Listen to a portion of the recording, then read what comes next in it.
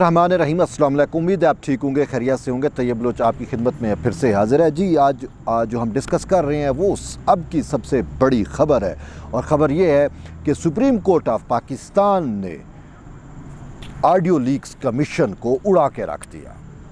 Audio leaks commission की तश्कील का जो नोटिफिकेशन है उसको सुप्रीम कोर्ट ऑफ पाकिस्तान के 5 रुकनी लार्जर बेंच ने मुअत्तल कर दिया, और साथ कमीशन को जिसकी कल कार्रवाई होनी थी हफ्ते के रोज़, उसको काम से रोक दिया। जैसा कि आपको शायद इल्म हो कि आज चीफ जस्टिस उमर अता बंदियाल की सरबराही में सुप्रीम कोर्ट के 5 रुकनी लार्जर बेंच ने ऑडियो लीक्स जुडिशल कमीशन के खिलाफ दायर दरखास्तों पर समाअत की, और समाअत करने के बाद फैसला महफूज किया था, और अब वो फैसला जारी किया गया है सुप्रीम कोर्ट की जानिब से। और फैसले के पढ़ने के बाद जो मतन है उसके मुताबिक सुप्रीम कोर्ट ऑफ पाकिस्तान ने जो है जुडिशल कमीशन जो प्रोब कर रहा था इन आडियोज़ को, जिन आडियोज़ से तासुर मिल रहा था कि इमरान खान की वाज़ेह सहूलतकारी हो रही है, और उन आडियोज़ में ख़ुद चीफ जस्टिस उमर अता बंदियाल की सास, मदर इन लॉ जिसे आप कहते हैं, महाजबीन नून भी शामिल थी।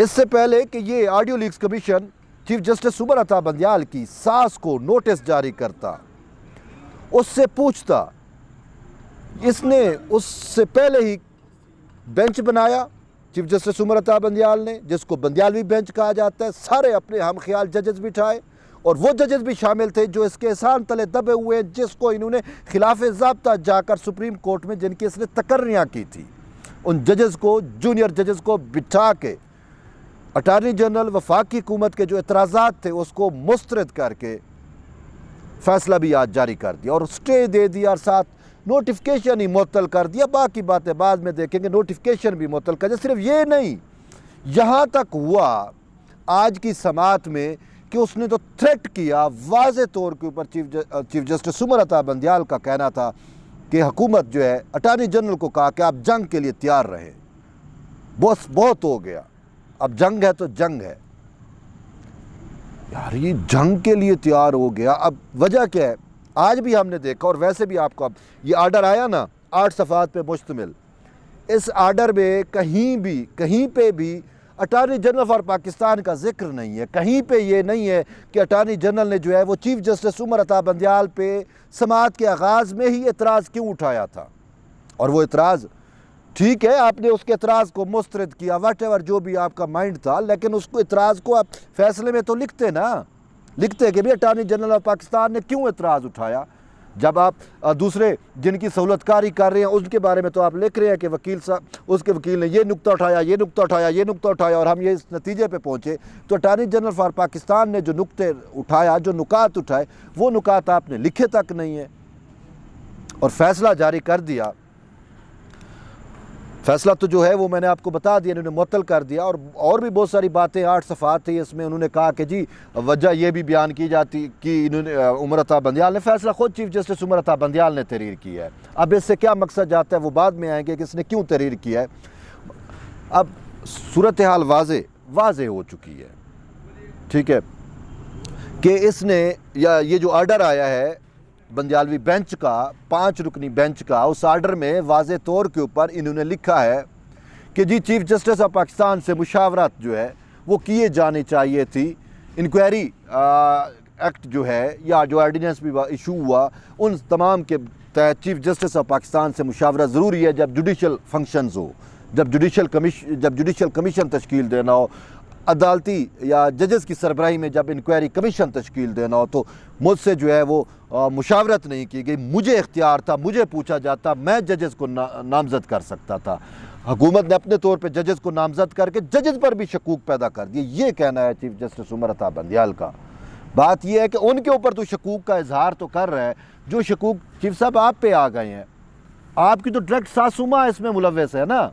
और यही अटारनी जनरल फॉर पाकिस्तान ने तो आज समाअत में एतराज़ उठाया कि आपको तो इस बेंच में होना ही नहीं चाहिए, आप तो इस बेंच में बैठ ही नहीं सकते। ठीक है, आपका इख्तियार ज़रूर है बेंच की तश्कील, आप और बेंच बना देते, आप क्यों बैठे थे? आपकी जो सासुमा का मुकदमा है। तो वैसे आज की जो प्रोसीडिंग हुई उससे तो ये तासुर मिला हमें कि उमर अता बंदियाल जो है, ये चीफ जस्टिस उमर अता बंदियाल, अदब के साथ हम कहते हैं, इसने अपनी सासू माँ का मुकदमा खुद लड़ने का फैसला कर लिया। जब अटॉर्नी जनरल को यहाँ तक कह रहा है कि जाए आप जंग की तैयारी करें, जंग है तो फिर जंग है, तो अब देखते हैं जंग तो इसने नाफिज कर दी और वाज़े जंग है। हुकूमत का नोटिफिकेशन भी मुअत्तल कर दिया और यहाँ तक कि जो काम कर रहा था, अब जुडिशल कमीशन जो काम कर रहा था, अब जुडिशल कमीशन के आप देखें कि सुप्रीम कोर्ट के सीनियर तरीन जज जस्टिस काजी फैज़ ईसा की सरबराही में ये जुडिशल कमीशन था। इसमें एक जज जो हैं वो chief justice Islamabad high court है, दूसरे जो हैं वो लिए गए chief justice Balochistan high court. ये 3 रुकनी जुडिशल कमीशन था और काफ़ी सारा तो इसने काम भी कर दिया था। कल के लिए समाअत जो है या इसकी कार्रवाई रखी गई थी, पहले ऑलरेडी इसकी समाअत हो चुकी है, ट्रांसक्रिप्ट मंगवाए जा चुके थे और आज इसी फैसला आने से पहले 8 ऑडियोज़ के इनको मैंडेट था, 8 ऑडियोज़ के ट्रांसक्रिप्ट का, उनको जायज़ा लेने का, उनकी प्रोब करने का। तो वो जो ऑडियोज़ हैं उसका ट्रांसक्रिप्ट भी आज वेबसाइट पे अटॉर्नी जनरल फॉर पाकिस्तान का जो ऑफिशियल वेबसाइट है उस पर जारी किया गया है और उसमें ये भी राफिया तारिक और महाजबीन नून का भी था जो बंदियाल की सास है।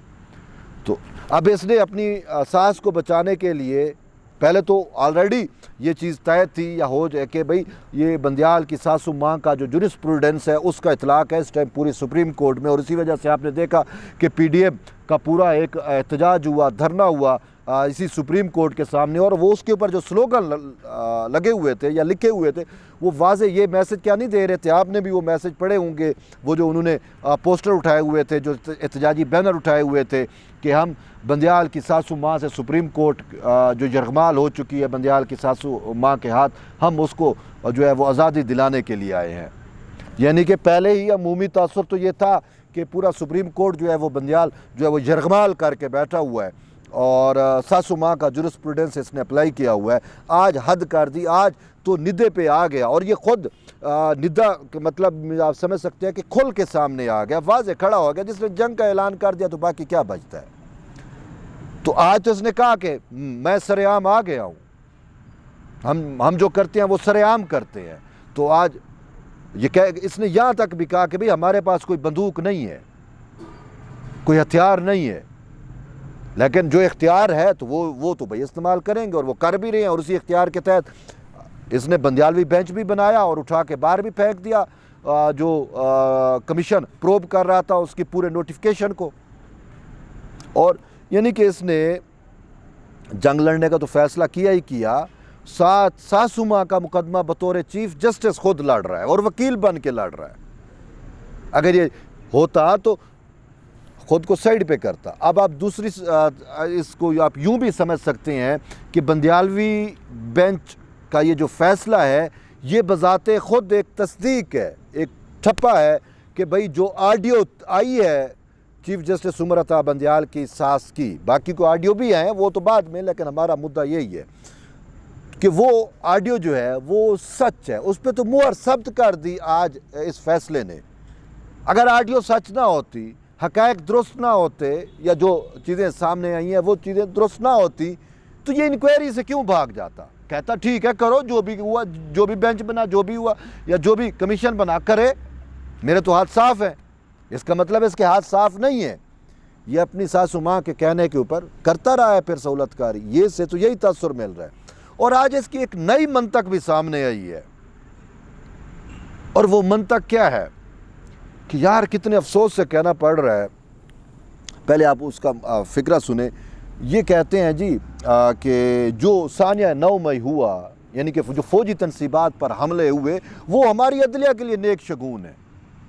पूरी कौम सानिया से गुज़र रही है, योम सियाह मनाया जा रहा है, शोहदा की जो है वो जिस तरीके से बेहुरमती की गई, जो रियासती शोहदा हैं उनकी जिस तरीके से बेहुरमती की गई, उसको बंदियाल जो है वो नेक शगुन कहता है हमारे लिए तो अच्छा हुआ, अदलिया के लिए तो अच्छा हुआ।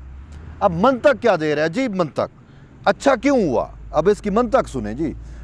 कहता है अच्छा इस वजह से हुआ कि जो तनकीद हमारे ऊपर हो रही थी वो डाइवर्ट हो गई, वो किसी और साइड पे चली गई।